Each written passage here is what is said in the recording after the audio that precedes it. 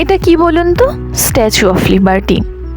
ঠিকই বলেছেন, নিউ ইয়র্কে হাডসন নদীর তীরে দাঁড়িয়ে রয়েছে এটি। কিন্তু জানেন কি, এটি আসলে ফ্রান্সের তৈরি মূর্তি। চলুন সেই গল্পই বলি। একসময় আমেরিকা ছিল ব্রিটেনের শাসনাধীন, যেমন ছিলাম আমরা। অতীতে ব্রিটেনের হাত থেকে স্বাধীনতা পেতে আমেরিকাকে সাহায্য করেছিল ফ্রান্স। আমেরিকার স্বাধীনতা অর্জনের 100 বছর পূর্তিতে দুই দেশের বন্ধুত্বের নিদর্শন হিসাবে 1886 সালে ফ্রান্সের জনগণ এটি উপহার দেয় আমেরিকাকে। রোমান দেবী লিবার্টাসের আদলে ঢিলেঢালা গাউন পরা এক নারীর অবয়ব স্ট্যাচু অফ লিবার্টি। এই স্ট্যাচুটির বাইরের ডিজাইন করেন ফ্রেডরিক বার্থোল্ডি এবং ভেতরের ডিজাইন করেন গুস্তাভ আইফেল। ঠিকই ধরেছেন, তিনিই নকশা করেছিলেন ফ্রান্সের আইফেল টাওয়ার।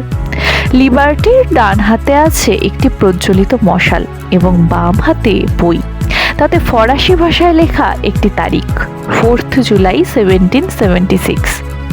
এই দিনে ব্রিটিশ শাসনের হাত থেকে স্বাধীন হয়েছিল আমেরিকা।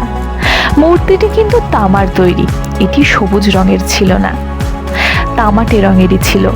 দীর্ঘকাল ধরে চারিদিকে থাকা সমুদ্রের জলীয় বাষ্প তামার সাথে বিক্রিয়া করে সবুজ রঙের এক বিশেষ মরিচা তৈরি করায় রং হয়ে গেছে সবুজ। কেমন লাগলো আজকের ভিডিওটি?